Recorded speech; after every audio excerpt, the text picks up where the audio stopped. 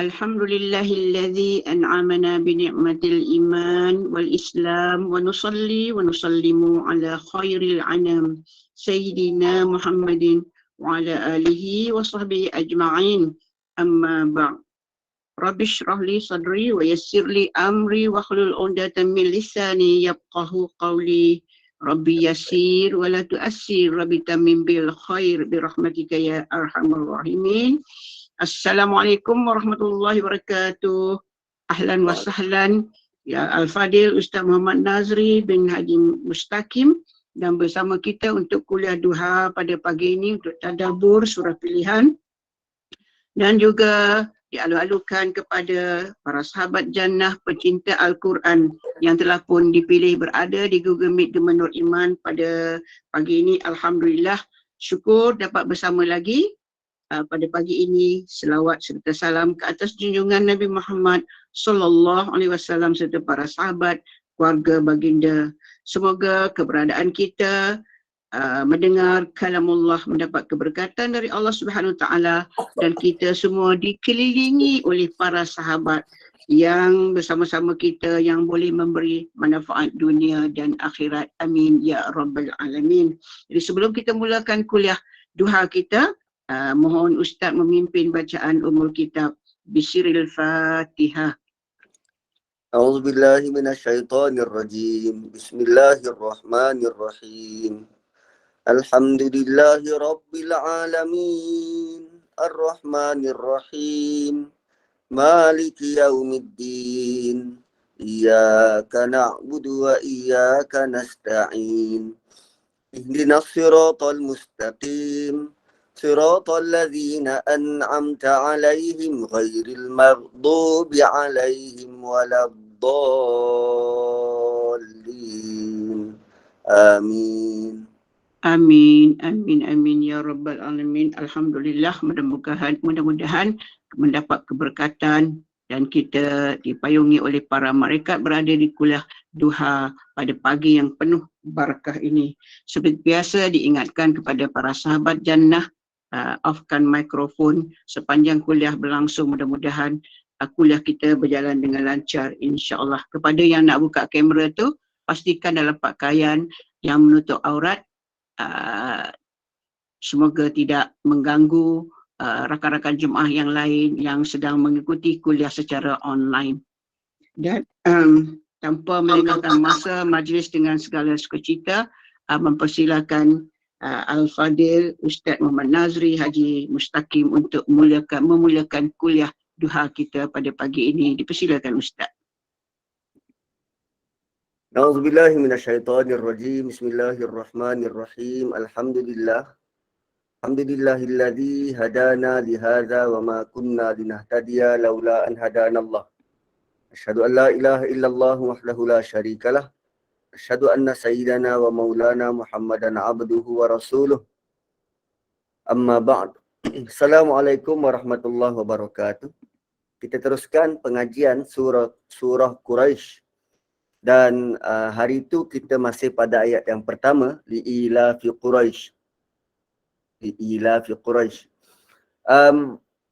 Menariknya, Allah tidak datangkan dalam bentuk li'ila fika ataupun li'ila fikum. Tetapi Allah datangkan dengan nama Quraisy tu, kerana kebiasaan aman tenteram kaum Quraisy. Allah tidak katakan kerana kebiasaan bagi mereka. Sedangkan dia berkait rapat dengan surah sebelum. Dan Quraisy dekat sini ni, kalau kita bahasa bercakap, Quraisy dekat situ tu dia menjadi pihak ketiga. Pihak ketiga. Kan bahasa bercakap ni, komunikasi ni dia ada tiga pihak. Pihak pertama ialah siapa yang bercakap. Pihak kedua, orang yang dibawa bercakap. Pihak ketiga ialah orang yang tak ada kat situ, orang yang sedang diperkatakan. Orang tu tak ada kat situ, dia sedang diperkatakan. So, apa maksud ketiga-tiga benda ni? Orang yang bercakap, Orang yang bercakap pihak pertama itu orang yang paling dekat. Dekat dengan kita. Maksudnya kalau kita bercakap, kita pihak pertama, kitalah paling dekat dengan diri kita. Kemudian pihak kedua, orang yang dibawa bercakap, orang itu adalah orang yang paling hampir, pihak yang paling hampir dengan kita. Pihak yang paling hampir dengan orang yang bercakap. Tapi pihak ketiga, boleh jadi dia tak ada kat situ dan itu represent, itu menunjukkan bahawa dia jauh. Dia jauh daripada yang bercakap. Sekarang ni, dalam konteks Quran, siapa punya kalimah, siapa punya percakapan, Allah Subhanahu Wa Taala. So, li'ila fi Quraisy menggambarkan Allah menjarakkan diri dengan Quraisy. Kemurkaan Allah tu menjarakkan diri dia dengan Quraisy. Sehingga dia tak pun kata kerana kebiasaan bagi kamu. Kamu tu kan orang yang dia ajak bercakap, itu dekat. Tapi kalau Allah sebut mereka, bermaksud tabaid, jauh, menjarakkan diri. So daripada kalimah itu, kita dapat belajar. Kadang-kala, tak kala Allah menunjukkan kemurkaan, tak senang, menyampah, marah. Allah lazim menjadikan orang yang dibawa bercakap itu menjadi pihak ketiga. Jadikan jauh. Ila fi Quraisy, kerana kebiasaan mereka yang tak kenang budi, jauh dari Allah, jauh dari pengampunan, jauh daripada rahmat. Kerana mereka-mereka ni Quraisy pada waktu itu orang yang tidak mengenang budi. So ila fi Quraisy. Kemudian pada ayat kedua, ila fihim rihlatash syita'i was-saif. Dan kita tahu perkataan ilaf itu merujuk kepada nikmat. Perkataan ilaf itu merujuk kepada nikmat. Dan kali ini, saking banyaknya nikmat, Allah Subhanahu Wa Taala highlight nikmat-nikmat yang mereka perlu perhatikan. Bentuk-bentuk nikmat yang mereka perlu perhatikan. So, sebab sangat banyak nikmat, Allah mention nikmat apa yang Allah beri. Nikmat rihlah. Nikmat boleh berjalan. So tuan-puan, kita ni dapat nikmat. Nikmat boleh berjalan daripada point A ke point B. Ada orang yang Allah dah tarik nikmat tu. Kuota untuk dia berjalan dah habis. Dia mungkin kena stroke. Dia mungkin aksiden patah kaki. Dia mungkin kena gout. Dan banyak cara lagi yang Allah boleh buat menghilangkan nikmat boleh berjalan ni. Dan perkataan yang Allah guna ialah rihlah. Rihlah. Rihlah ni dia berbentuk mansub. Mansub ni apa? Ia menjelaskan apakah yang diberikan kepada mereka. Rihlah ni berniaga, berjalan. Berniaga di luar kawasan. Kenapa Allah guna perkataan rihlah untuk perjalanan? Sedangkan berjalan ini, Allah boleh guna perkataan safara. Allah boleh guna perkataan sahah. Allah boleh guna perkataan nafara. Safara ni perjalanan yang jauh. Mereka berniaga ni berjalan jauh. Tapi kenapa tak guna safara? Kenapa guna rihlah? Kalau kita melancong, dia guna perkataan siyahah. Kalau nafara tu perjalanan untuk berperang. So rihlah bermaksud perjalanan yang membawa barang. Seperti beg dan barang-barang kelengkapan. Oleh kerana mereka pergi untuk berniaga, maka mereka membawa barang muatan yang banyak untuk diperdagangkan. So, rihlah ini perkataan yang difahami oleh masyarakat Arab sebagai ini jalan untuk business trip, jalan untuk berdagang. Dan bila berjalan, mereka akan guna apa? Traktor, lori? Tak, mereka guna unta. Dan unta itu ada keupayaan untuk bawa banyak barang dagangan. Dan apa yang mereka buat? So, sepanjang perjalanan di padang pasir, possibility untuk dicuri dan dirompak tinggi. Possibility kebarangkalian untuk mereka dirompak tinggi. Tetapi perompak tak berani nak merompak. Perompak ni tak berani untuk merompak. Sebab setiap perompak ni mereka ada kabilah-kabilah yang mereka wakili. Ada kelompok-kelompok, grup-grup yang mereka wakili. So, kalau kantoi grup mana, maka kabilah itu takkan selamat. Terutamanya ketika mereka buat haji. Orang Quraisy akan balas balik ketika mereka buat haji ataupun mereka buat ibadah. Dan mereka ini ada berhala-berhala tertentu, berhala-berhala masing-masing.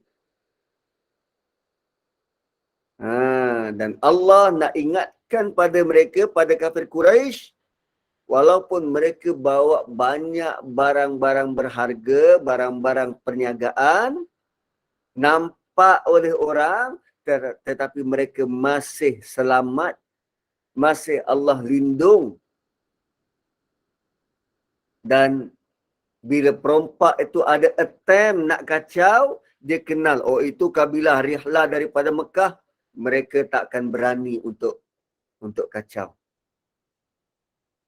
Dan kerana itu juga, dia sangat convenient, sangat mudah, sangat memberi kemudahan kepada kafir Quraisy ni. Bila orang tak berani nak merompak, mereka akan mudah untuk singgah ke mana-mana. Boleh berhenti di mana yang mereka nak. Malah mereka bukan sahaja boleh berniaga, boleh melancong. Sebab tak ada kacau ganggu. Mereka boleh pergi, berjalan tanpa risau, berjalan dengan aman.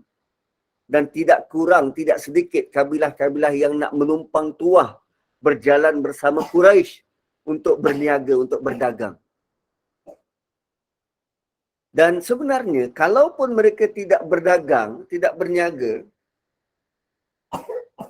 adakah mereka terputus bekalan?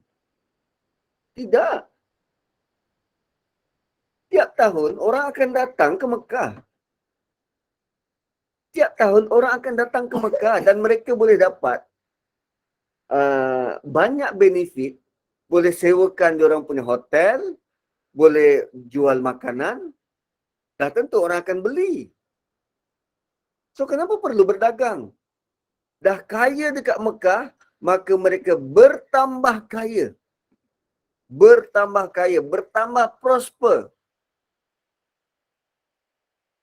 So, sebenarnya mereka boleh je kalau tak berniaga. Tapi memang mereka punya aktiviti suka kepada berniaga, maka mereka tetap juga keluar dari kota Mekah, dan keluar tu pun dalam keadaan selamat dan aman. Sebenarnya kalau mereka tak berniaga pun, mereka sudah cukup senang lenang. Tak perlu keluar Mekah pun. Orang daripada luar datang memenuhi Mekah. Dan lazimnya mereka berniaga ke mana? Ke Syria di atas atau ke Yaman di bawah. Kalau kita tengok maps, Mekah,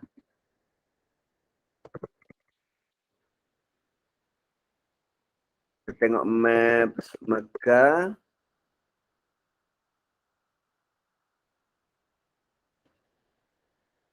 Syria tu berada di atas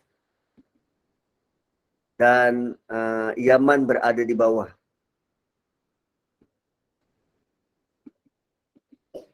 So Mekah dekat situ. Dia lambat pula. Okey. Mekah berada kat situ, Madinah berada di utaranya, Yaman di bawah. So Syria berada di sini. Syria di atas, Yaman di bawah. So Allah kata rihlata syita'i was-saif.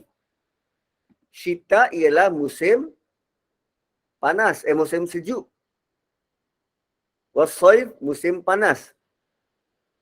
Dan Mekah ni berada di tengah-tengah. Mekah berada di tengah-tengah. Kalau tengok khatul istiwa, khatul istiwa tu, apa khatul istiwa? Garis tengah-tengah bumi. Yaman berada di bawah. Berada di selatan. Syria berada di utara. Kalau Yaman musim sejuk, mereka pergi ke Yaman sebab dekat atas ni musim panas. Siapa nak berjalan panas-panas? So kalau Yaman musim panas, mereka pergi ke Syria sebab Syria musim sejuk. Cuba bandingkan tuan-puan dengan Malaysia. Malaysia ni berada kat tengah-tengah. Cuma lagi, kerana kita ni bukan kecuali Kelantan dan Terengganu lah kot, bukan generasi yang berniaga, maka kita tidak melihat perubahan musim itu sebagai opportunity untuk kita melebar luaskan perniagaan. Mana negeri musim panas, mana negeri musim sejuk. Dan basically orang-orang Mekah dia boleh pilih sama ada dia nak pergi musim panas ataupun musim sejuk. Kalau di atas musim panas, maka dia akan siap sediakan barang-barang musim panas. Dari mana dapat tu? Daripada orang-orang luar yang masuk ke Mekah berniaga, bermuamalat dalam kota Mekah. Mereka dapat banyak barang, ada pilihan untuk barang musim panas, barang musim sejuk. Dan bezanya, beza cuaca panas di sana dan di Malaysia. Di sana panas kering. Kita pula panas lembab. Sebab tu kalau dekat Malaysia, kepanasan kita tu bila berpeluh, dia berbau. Dekat sana tak. Di sana tak, dia panas kering. Lalu kalau kita nak jual apa? Deodorant, tak jalan kat sana sebab tak bau. Tak bau. Kita ni panas lembab.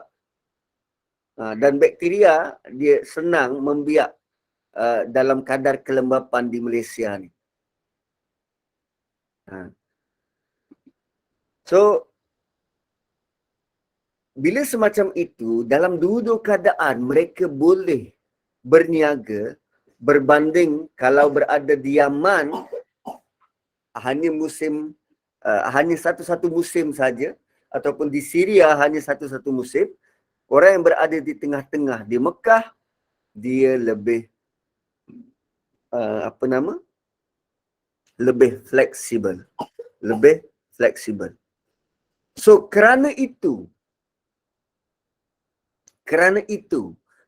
keamanan, kerana ada provision. Keamanan kan Nabi Ibrahim minta dua benda, aman dan provision. Aman dengan buah-buahan. Rabbi ja'al hadza baladan amina warzuq ahlahu minas samarat. Nak aman dan rezeki. So bila kita dapat dua benda ini, Allah nak kita buat falya'budu. Maka baru datang arahan. Maka hendaklah mereka menyembah Rabba, Tuhan hazal bait, rumah ini. Kita dapat tak nikmat aman? Dapat. kita dapat tak nikmat makan? Dapat. Untuk mensyukuri dua nikmat ini, Allah nak kita sembah Tuhan rumah ini. Dan pada surah ini Allah sebut tentang Kaabah. Berbeza dengan surah Fil, walaupun yang diserang itu Kaabah, Allah tak sebut pun pasal Kaabah. Berbeza dengan surah Fil, walaupun yang diserang itu Kaabah, Allah tak sebut pasal Kaabah. Yang Allah sebut siapa? Rasulullah sallallahu alaihi wasallam. Kan alam tara, tidakkah engkau lihat wahai Rasulullah, kaifa fa'ala rabbuka, bagaimana Tuhanmu melayani ashabil fil. Tak sebut pun pasal Kaabah. Tapi dalam surah Quraisy, bila Allah ingatkan tentang Quraisy, Allah suruh sembah Tuhan rumah ini. Kami dah beri engkau nikmat yang besar, nikmat keamanan dan nikmat rezeki. Sekarang apa yang kau perlu buat ialah sembah Tuhan rumah ini. Tuhan kepada rumah ini. Sembah Rabb hadzal bait. Kenapa Allah tak kata Kaabah? Kenapa rumah ini? Kenapa hadzal bait? Hadzal bait. Kerana rumah itu dibina oleh Nabi Ibrahim. Dan kerana Kaabah itulah yang menyebabkan kedudukan mereka tinggi di mata masyarakat Arab. Kerana Kaabah mereka tidak diserang dan mereka semua dihormati. Dan saya nak tuan-puan cuba bayangkan benda ni. Saya, okey, kita semua penduduk Mekah. Okey, kita semua penduduk Mekah dan tuan-puan lantik saya untuk jadi penjaga Kaabah. Okey, tuan-puan lantik saya untuk jadi penjaga Kaabah. So Abraha datang dan kita semua lari bertempiaran. Bertempiaran dengan saya sendiri lari. Kemudian daripada bukit-bukit ni, daripada tepi, tuan-puan tengok saya pergi buat rundingan dengan Abraha. Saya seorang-seorang pergi tanpa bawa mana-mana orang. Seorang-seorang pergi. Tuan-puan nampak saya masuk kemah Abraha. Dan bila saya keluar, nampak Abraha angguk-anggukkan kepala. Setuju dengan perbincangan. Dan tak lama lepas tu, saya dapat 200 ekor unta yang Abraha ambil. Saya dapat 200 ekor unta yang Abraha ambil. So saya pun balik semula ke pergunungan, bawa 200 ekor unta saya. So first impression daripada masyarakat Arab waktu tu pada saya, first impression daripada tuan-puan pada saya, apa dia? Hebatlah Ustaz. Tentera yang nak serang kita, Ustaz boleh minta balik 200 ekor unta. Hebat gila. Tak lama lepas saya dapat unta tu, tadi dah rasa kagum dah. Sebab beraninya saya pergi negotiation. Dan Abraha tak boleh nak buat apa-apa. Abraha angguk-angguk. Kuasa besar boleh angguk pada saya. Dan tak lama selepas saya dapat unta tu, ada sekumpulan burung datang dan musnahkan mereka. Ada sekumpulan burung datang, musnahkan mereka. So, tuan-puan punya tanggapan pada saya macam mana? Semakin takjub dan kagum. Sebab kerana saya, burung-burung tu datang untuk hancurkan. Saya dah naik bukan level wali, level dewa. Sebab tu Quraisy sangat dikagumi, sangat dihormati.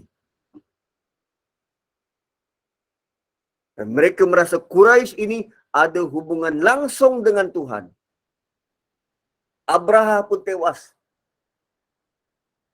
So, mereka zaman berzaman bawa nama besar ni, bawa legasi ni.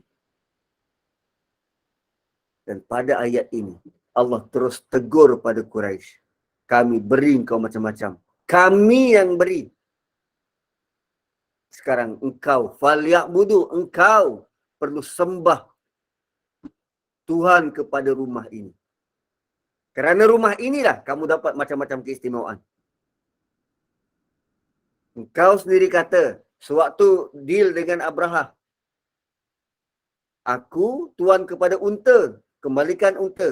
Engkau deal dengan tuan kepada rumah ni. Bukan kau tak kenal tuan kepada rumah ni. Sembah dia, bukan sembah berhala yang bergantungan ni. Kerana Tuhan rumah ini, allazi at'amahum min ju', yang memberi kamu kehidupan, yang memberi makan ketika kamu lapar, wa amanahum min khauf, dan memberi kamu keamanan ketika kamu dalam ketakutan.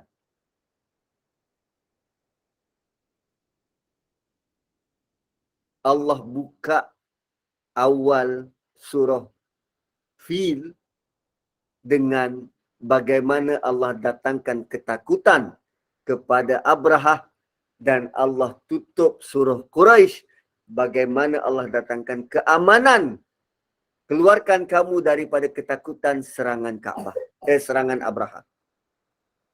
Kenapa Allah guna kami? Allazi at'amahum min ju' wa amanahum min khauf. Mana kami? Kat mana perkataan kami, ada tak kami? Falya'budu rabb hadzal bait. Kenapa guna kami? Dalam ayat ni macam tak nampak kami.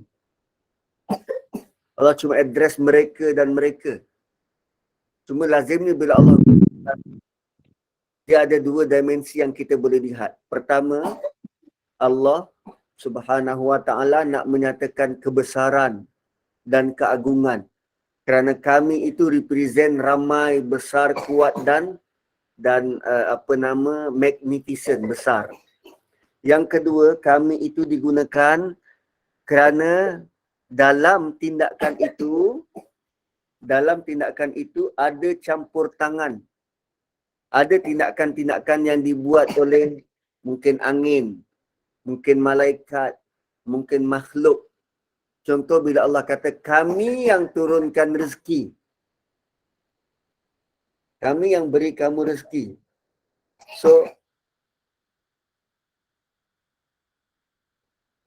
kami yang beri kamu rezeki. So, rezeki itu turun daripada langit dalam bentuk ada hujan, angin yang membawa biji benih, daripada hujan itu membasahi bumi. So, dia ada banyak proses dan ada makhluk-makhluk yang terlibat dalam proses itu. Sebab tu Allah guna kami. Tetapi dalam ayat-ayat berkaitan dengan penyembahan. Ayat-ayat dengan penyembahan, maka Allah guna perkataan aku. Guna singular, guna aku. Sembahlah aku, Allah kata. Fa'budni, sembahlah aku. Allah tak kata sembahlah kami. Tak. Allah kata sembahlah aku. So tu beza dia.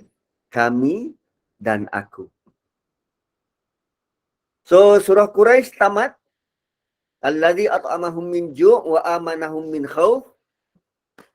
Apa yang kita boleh belajar? Apa pengajaran besar daripada dua surah ini? Tanpa kita sedar, kita sudah dapat banyak nikmat. Nikmat aman, nikmat makan. Walaupun kita sendiri rasa, kadang kita rasa tak cukup. Tak cukup bukan kerana Allah bagi tak cukup. Kerana kita yang salah mengurus. Kita dapat je, bekerja dapat je gaji bulan-bulan. Tapi kerana kita salah mengurus, kita buat apply credit card, buat loan yang melebihi kemampuan, dan akhirnya gaji yang kita dapat tak cukup sampai ke penghujung bulan. Kita yang salah memilih. Kan kita yang salah memilih. Kita yang salah urus. Dan menariknya tentang aman dan rezeki ini, dua sisi yang sangat jauh berbeza, tapi sangat kita perlukan.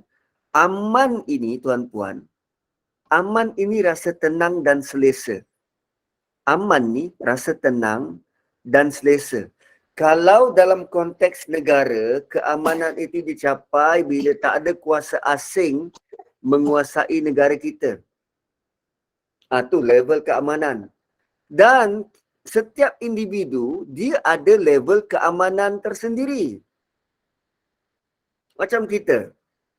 Apa yang membuatkan kita rasa selesa? Kita rasa tenang?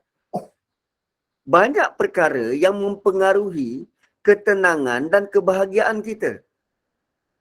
Aman ni juga boleh kita sebut sebagai bahagia. Kan banyak benda yang boleh menggugat kebahagiaan kita. Ada ketika kita rasa sangat selesa, sangat tenang. Tapi tiba-tiba masuk notification, kan, masuk notification, bil telefon anda telah tersedia. Bil telefon 200, dalam akaun bank 100. Hanya dengan satu notification, hanya dengan satu peringatan, kita sudah rasa hilang kebahagiaan. Dan itu baru satu notification. Kemudian, katalah, datang bil, ada duit, kita boleh bayar. Maksudnya, money doesn't matter. Kita kaya. Tapi tengah kita duduk-duduk bekerja, tengok jam, dah pukul 5. Dah pukul 5. Sebagai seorang wanita yang berkerjaya, kita mula memikirkan, nak makan apa malam ni? Tadi kita tenang. Tapi bila memikirkan kita nak makan apa, kita mula, nak singgah kedai ke, nak masak ke, masak pula dah penat. Hanya dengan memikirkan nak makan apa, kita sudah jadi hilang bahagia tadi tu. Tambah pula, kalau nak memudahkan kerja, tanya saja husband, tanya saja anak, diorang nak makan apa. Nanti bila diorang petik, kita masaklah.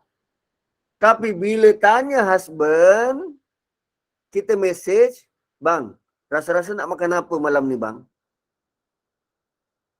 Blue tick tapi tak jawab. Dengan tak jawab tu, kita tahu dia tengok tapi dia tak jawab.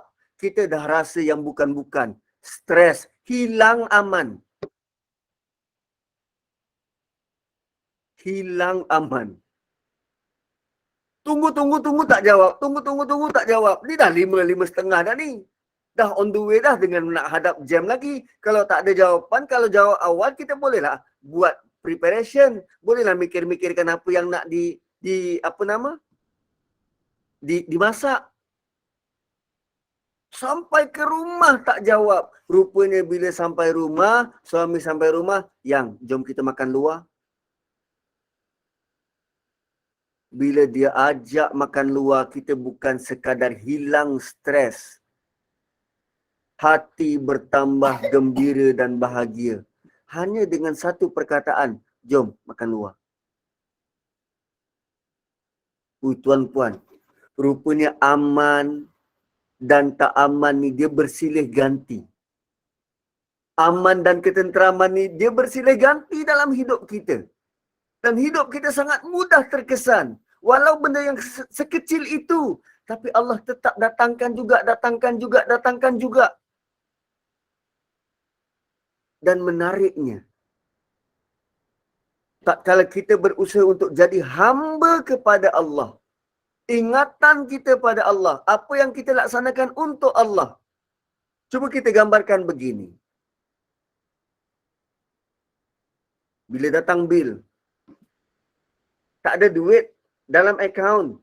Datang bil, ya Allah, ada tuntutan untuk aku bayar, ya Allah. Moga engkau mudah-mudahkanlah urusan-urusan aku untuk membayar bil ini. Tak stres. Walaupun tak ada duit ni, tak stres sebab kita ada tempat nak mengadu. Kita ada Allah untuk mengadu. Dan kita yakin bantuan Allah tu sampai tepat pada masanya. Sedang bekerja, hantar mesej pada suami. Suami tak jawab, blue tick. Ya Allah, aku pasrah dan berharap padamu, ya Allah. Mungkin suamiku tengah sibuk, tengah driving. Dan aku bersangka baik untuk hamba-Mu, ya Allah. Kan lebih indah kerana kita berusaha untuk jaga hati untuk Tuhan. Tidak sangka buruk. Apa yang kita lalui dengan sangat bahagia, sangat indah. Bila kesukaran yang kita dapat, kita cepat-cepat. Kita ada tempat untuk mengadu. Dan Nabi kata, orang beriman ni dia win-win situation. Kalau dia diuji, dia reda. Kalau dia dapat nikmat, dia bersyukur. Dia win-win situation. Dan latihan itu kita lalui hari-hari. Sebab bila kita kembalikan kepada Allah, Allah akan balas dengan keamanan dan kesejahteraan. Hati kita bertambah aman. Hati kita bertambah damai. Dan bila kita lazimi kedamaian untuk hati, maka sampai hari ini nanti, Allah akan panggil, Ya ayyatuhan nafsul mutmainnah. Wahai jiwa-jiwa yang tenang. Bila lupa itulah perlu kepada latihan. Dan lupa itu bukan kekurangan. Lupa itu bukan kelemahan. Tapi lupa itu sebagai peluang untuk kita tambah baik. Oh, semalam aku lupa. Hari ini pasti aku cuba usahakan untuk ingat.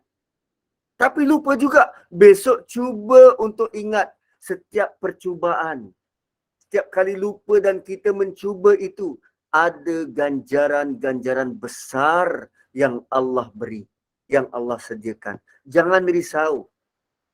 Awalnya memang susah, memang kita berdikit-dikit. Kita lahir-lahir tak terus berjalan dan berlari. Tak, kita mulakan dengan satu langkah dan satu langkah dan satu langkah. Sebab tu Allah tetap beri kita peluang dan peluang dan peluang. Tak kala kita lupa, Allah tak terus azab. Tak kala kita lupa, Allah buka ruang dan peluang untuk kita ingat, cuba ingat dan berusaha. Luar biasa. Luar biasa. Sebab tu nikmat-nikmat yang diberi kepada Quraisy ini, dan begitu banyak, Allah beri peringatan semacam ini. Bukan Allah terus azab, tak. Allah beri peringatan. Dan surah Quraisy turun kepada penduduk Mekah. Satu-satunya surah yang sebut tentang satu kaum, Quraisy. Kaum Cina tak ada nama surah. Kaum Melayu tak ada nama surah. Tapi kaum Quraisy, dia ada nama untuk mereka. Dan dalam dalam surah ini kita kenal pasti kenapa kita perlu beribadah pada Allah. Kenapa kita perlu beribadah pada Allah? Kerana kita dapat nikmat aman dan kita dapat nikmat bebas dari kelaparan. Bebas dari lapar. Allah tak kata kami beri makan sampai kenyang. Tak. Allah selamatkan dari lapar. So, makan bila lapar, bukan makan sampai kenyang. Kalaulah setiap daripada kita memikirkan makan bila lapar,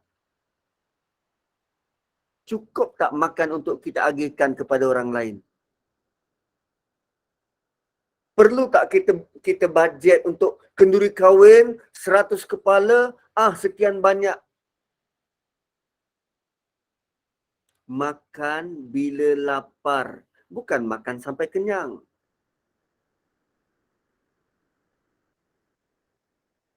Dan kita tidak menghadapi perkara semacam obesity. Yang bercakap ni pun sama lebih kurang, perut dah buncit. Allazi at'amahum min ju'. Selamatkan mereka dari lapar. Wa amanahum min khauf.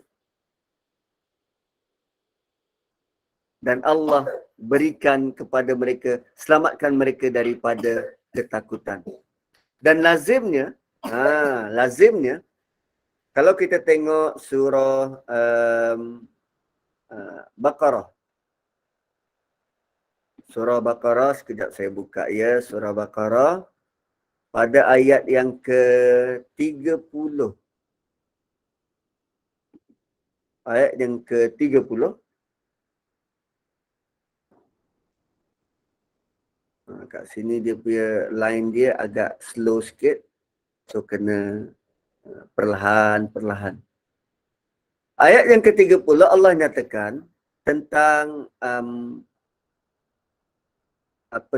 Allah turunkan Adam ke bumi, ke dunia untuk jadi khalifah.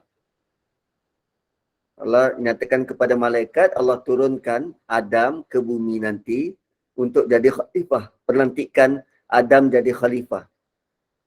Dan pada ayat yang ke-39, 38,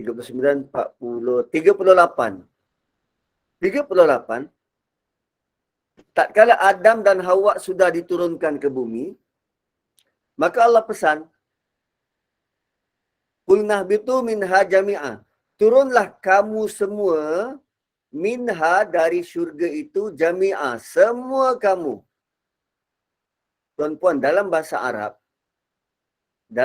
Arab, perkataan semua ini merujuk kepada 3 orang, 3 puak, 3 grup atau lebih. Semua ni bermaksud jamak. Jamak ni 3 atau lebih. 3 atau lebih. Tapi kalau ikut sejarah, yang turun siapa? Adam dan Hawa. Itu 2 kelompok. Kelompok mewakili lelaki dan kelompok mewakili perempuan. Tapi kenapa Allah kata turun kamu semua? Allah tak kata turun kamu berdua. Turun kamu semua. So, pihak ketiga ialah syaitan. Pihak ketiga ialah syaitan.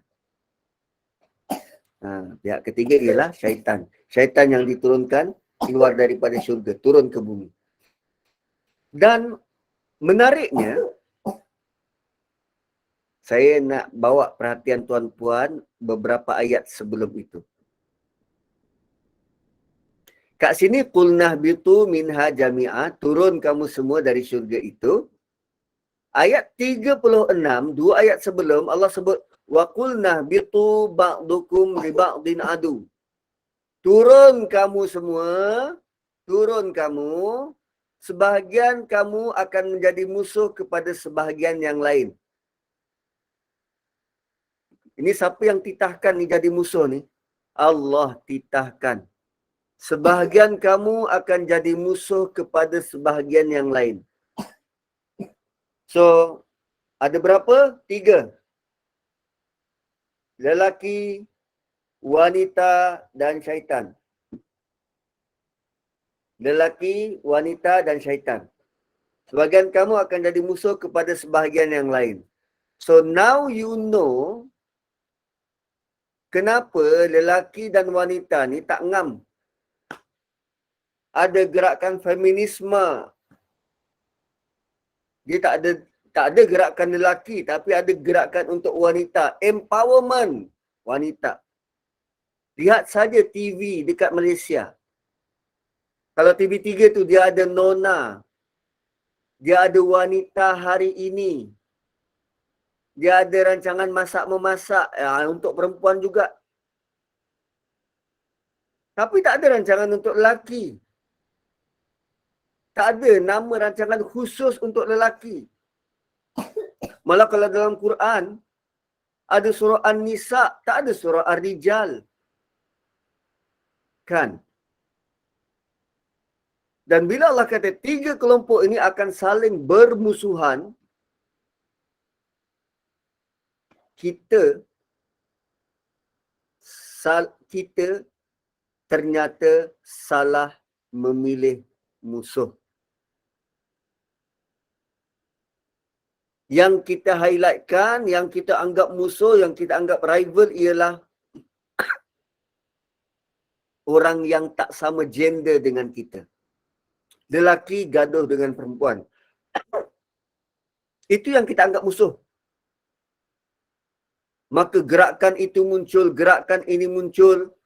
Wanita tuntut hak supaya dapat sama rata dengan lelaki. Lelaki sebaliknya merasa diri lebih bagus dari wanita, lebih superior dari wanita. Tapi kita lupa, Allah kata ada 3 kumpulan, masing-masing akan bergaduh antara satu sama lain. Kita lupa untuk bergabung lelaki dan wanita untuk memusuhi syaitan yang juga sama-sama turun. 3, kalau saling bergaduh antara 3 grup ni, 3-3 akan musnah.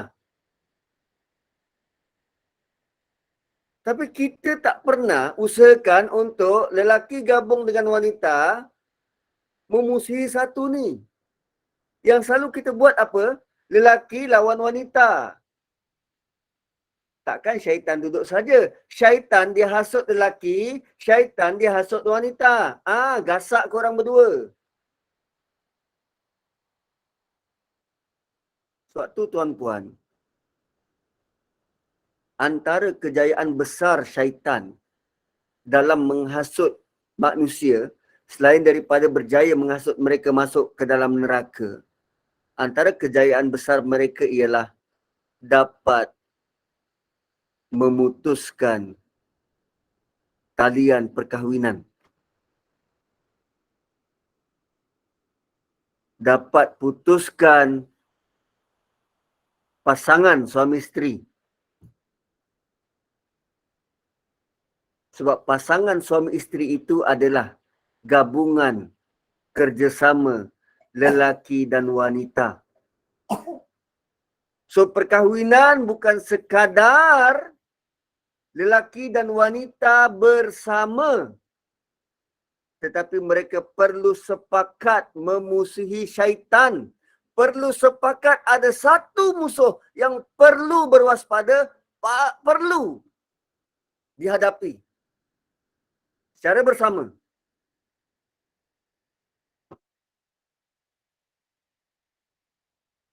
Sebab bila cerai, syaitan sangat bahagia.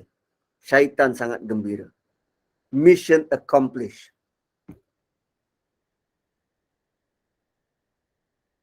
Gitu. Tapi bukan itu saya nak highlight. Yang saya nak highlight ialah bila ketiga-tiga turun, Allah beri jaminan, fa imma ya'tiyannakum minni huda. Dan jika datang, jika dan hanya jika, if and only if, jika dan hanya jika datang kepada kamu petunjuk yang datang itu hanya dari aku. Fa imma ya'tiyannakum minni huda. Ini penegasan demi penegasan bahawa hidayah itu hanya datang dari Allah. Sebab Allah nak bagi tahu boleh jadi yang datang itu macam hidayah, bentuknya macam hidayah, tapi rupanya yang datang daripada syaitan. Oh, saya mimpi jumpa dengan Nabi dan Nabi pesan untuk buat begini dan begini. Nampak macam hidayah, tapi bukan. Sebab kita tak boleh clarify, betul ke yang kita jumpa tu Nabi? Syaitan tak boleh menyerupai Nabi. Betul, tapi anda pernah jumpa Nabi? Boleh confident yang itu Nabi? Rasa Ustaz. Syaitan boleh datangkan rasa. Syaitan tak boleh menyerupai, tapi syaitan boleh datangkan rasa. Pernah tabi'in, seorang tabi'in bermimpi, jumpa dengan Nabi, lalu dia tanya para sahabat, betul ke aku mimpi jumpa dengan Nabi? Dia tanya pada sahabat. Dan sahabat tu jawab, cuba describe bagaimana mimpimu? Bagaimana susuk tubuh orang tu yang kau rasa itu Nabi? Dia pun bagi tahu begini. Sahabat tu kata apa? Tak, itu bukan Nabi. Rupanya syaitan boleh datangkan perasaan itu. Sebab kita tidak pernah jumpa dan tak pernah berhubung dengan Nabi. Lalu boleh jadi itu bentuk tipu daya syaitan peringkat tinggi. Sebab tu mimpi-mimpi semacam itu tak perlu hebahkan, tak perlu cerita, tak perlu viralkan. Cukup sekadar pengalaman peribadi yang unik. Lebih-lebih lagi kalau mimpi jumpa Nabi, dia bagi amalan. Amalan itu dan amalan ini. Punah. Seolah-olah kalau begitulah bentuknya, Nabi sewaktu hayatnya tak cukup. Tak cukup untuk beri kita Islam yang lengkap. Sanggup kita cakap macam tu? Tak. So fa'imma ya'tiyannakum minni huda. Jika dan hanya jika datang daripada aku petunjuk. Dan petunjuk itu hanya dari aku. Nabi yang aku pilih, kitab yang aku turunkan, bukan dari sumber lain. Faman tabi'ah hudai. Tadi Allah kata kum, datang kepada kamu ramai. Kemudian fasa seterusnya Allah kata faman.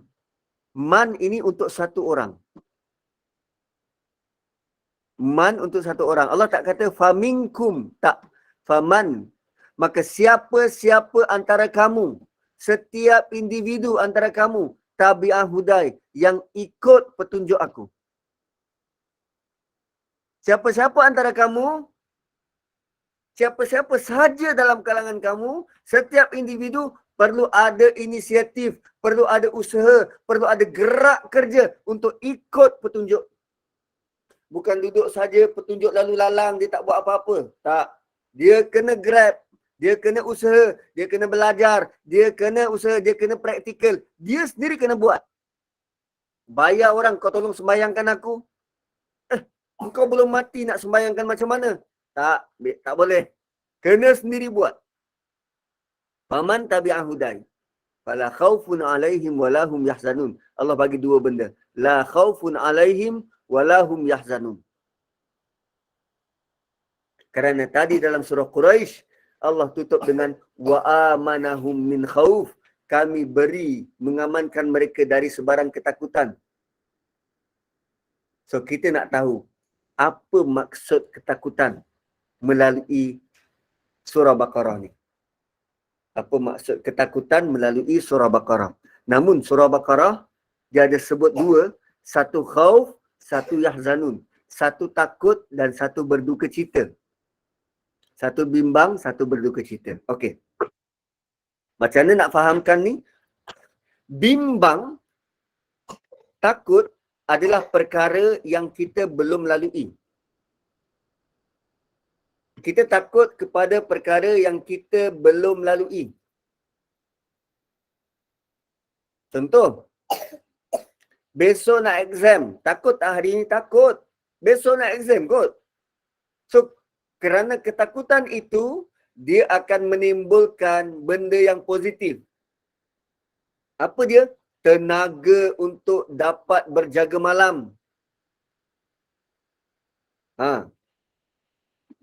Kan hasil daripada takut tadi tu.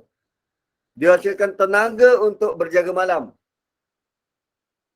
Dan takut adalah kepada perkara yang kita tak tahu masa akan datang, masa depan. Kan keluar ramalan yang sebut tentang nanti bulan 11, negara kita akan menghadapi banjir besar. Seorang mula rasa khawatir, takut dan bimbang. Ketakutan itu tidak membawa manfaat kalau kita tidak bertindak bersedia. Ketakutan itu tak bawa sebarang manfaat kalau kita tidak bertindak. Dan perkataan bertindak maksudnya itulah hidayah. Allah beri petunjuk apa nak buat.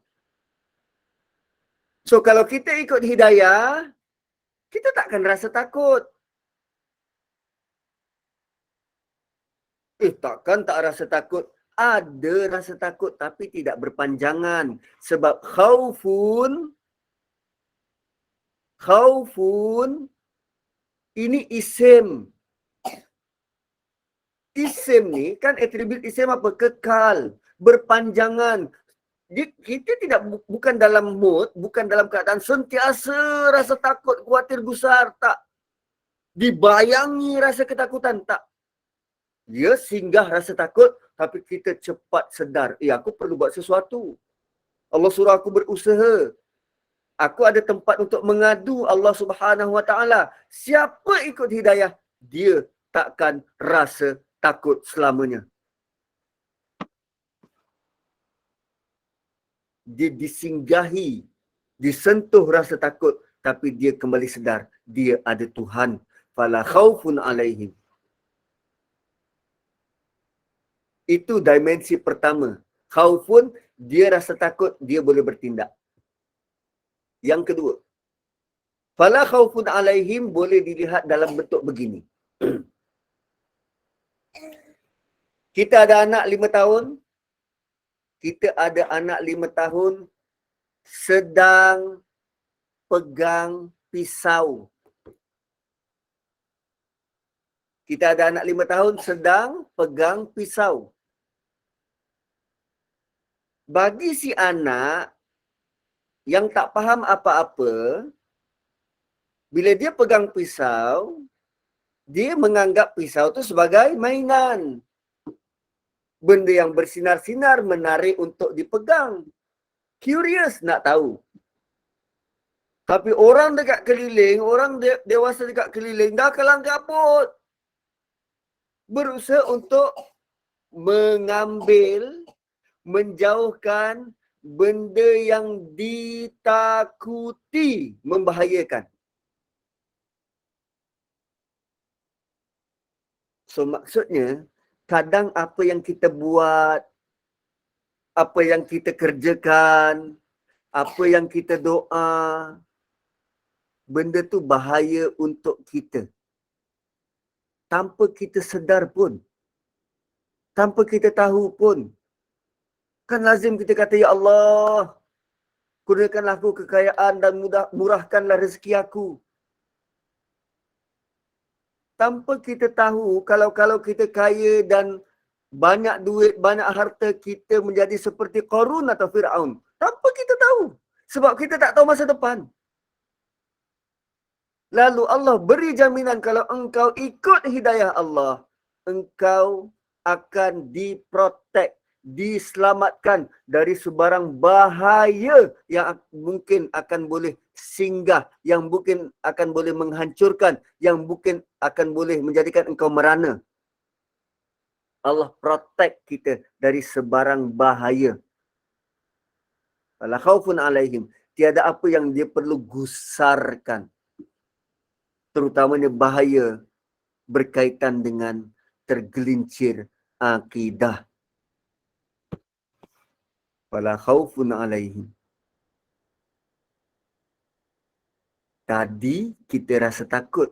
Kali ini perkara yang boleh menjadikan kita, perkara yang ditakuti terkena pada kita. Fala khaufun alaihim. Dan kita takut terhadap apa? Masa depan. Masa depan. Walahum yahzanun. Dan mereka tidak berduka cita.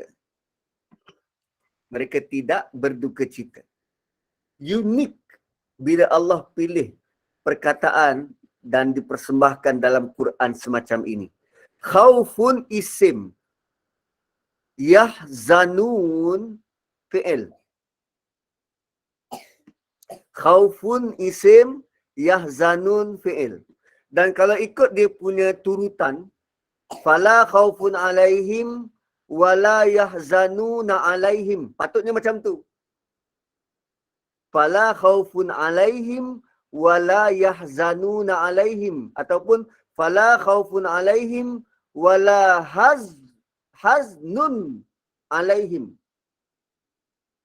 Kalau ikut dia pertimbangan. Ataupun wala hum yakhafuna wala hum yahzanuna. Tapi kenapa bukan bentuk begitu? Sebab ketakutan dan duka cita adalah dua perasaan berbeza. Dan sekarang Allah bagi tahu apa benefit bila Allah susun dengan sangat luar biasa. Khaufun, dia tidak akan takut berpanjangan, tapi dia ada rasa takut. Rasa takut tu tidak dihilangkan, sebab kalau tak ada rasa takut, itu akan mendatangkan bahaya pada dia. Kalau kita berani bodoh macam tu, asal ada senapang konon-konon, aku berani, terus saja mara tanpa ada sebarang plan, sebab tak rasa takut, kita akan jadi terburu-buru. Kita akan jadi gopoh dan gelojoh. Kalau tak ada rasa takut. Tapi bila kita ada rasa takut, kita akan mula berhati-hati. Mula pandang serius. Mula merancang dengan baik. Walahum yahzanun. Dan bagi mereka, tiada duka cita. Yahzanun, dia guna fi'il. Dan fi'il ini sifatnya apa? Terikat dengan masa. Terikat dengan masa. Boleh jadi duka cita itu bukan berpanjangan. Tetapi dia ada tempoh. Bukan langsung tidak berduka cita. Dia ada masa berduka cita. Kalaupun dia sedih, ya dia sedih seketika. Tidak berpanjangan. Dan yahzanun dalam bentuk continuous. Perbuatan ni boleh berulang-ulang. Hari ini kita makan, besok makan lagi, lusa makan lagi, tulat makan lagi. Berulang-ulang. Allah kata wala. Kesedihannya, dia ada rasa sedih, tapi kesedihan itu tidak menghantui, tidak berulang-ulang. Dia tidak diselimuti dengan kesedihan. Allah tak kata dia langsung tak rasa takut, dia masih ada rasa takut. Allah tak kata dia langsung tak sedih, dia masih ada rasa sedih, duka cita. Tapi sedih dan duka citanya itu tidak berpanjangan. In control, tidak melampau. Dan walahum yahzanun. Apa yang biasa kita membuatkan kita rasa sedih? Kita sedih bila apa yang kita nak tak dapat. Bila kita dah usaha tak menjadi, sudah usaha tak jadi. Selalunya sedih ini terhadap benda yang dah berlaku. Takut adalah tentang benda akan datang. Yahzanun, benda yang telah lalu. So sekarang Allah bagi tahu, Allah pelihara masa depan kita dan Allah pelihara masa silam kita. Okay, Allah pelihara masa depan kita dan Allah pelihara masa silam kita. Yang Allah tak sebut dalam ayat ni apa? Masa sekarang. Kan? Kita ada 3 masa. Masa hadapan dan masa silam. Yang tak disebut masa sekarang. Kenapa Allah tak sebut masa sekarang? Kerana sekarang kita perlu memahami Al-Quran yang merupakan hidayah daripada Allah. Supaya bila berlaku apa-apa masa depan, kita tak rasa takut. Dan bila apa-apa berlaku, perkara yang telah lalu, kita tidak merasa duka cita dan sedih yang menghantui dan berpanjangan. Begitu tuan-puan, apa yang Allah bentangkan untuk kita laksanakan. So, barakallahu li wa lakum. Saya kembalikan kepada moderator. Alhamdulillah, syukur kepada Allah dapat bersama dengan Al-Fadil Ustaz Muhammad Nazri Haji Mustaqim pada pagi ini. Jazakallah khairan kasiran. Tafsir tadabbur surah Quraisy. Jadi dengan nikmat yang diberi, nikmat Islam, kesenangan, kita gunakan segalanya untuk melakukan perkara yang Allah redai. Moga menjadi hamba yang bersyukur. Janganlah terpaku dengan nikmat, tapi ingatlah siapa yang memberi nikmat. Jadi jangan kita terlena, kita harus ikhlas bersyukur atas segala nikmat. Jadi jangan dilalaikan dengan kesenangan kemewahan dunia yang sementara. Moga Allah tetapkan hati kita ni di jalan yang lurus dan bersedia untuk kehidupan akhirat yang kekal abadi, insya-Allah. Syukran jazilan kepada tim pengurusan Gubernur Iman, pada para sahabat pencinta Al-Quran. Moga Allah kurniakan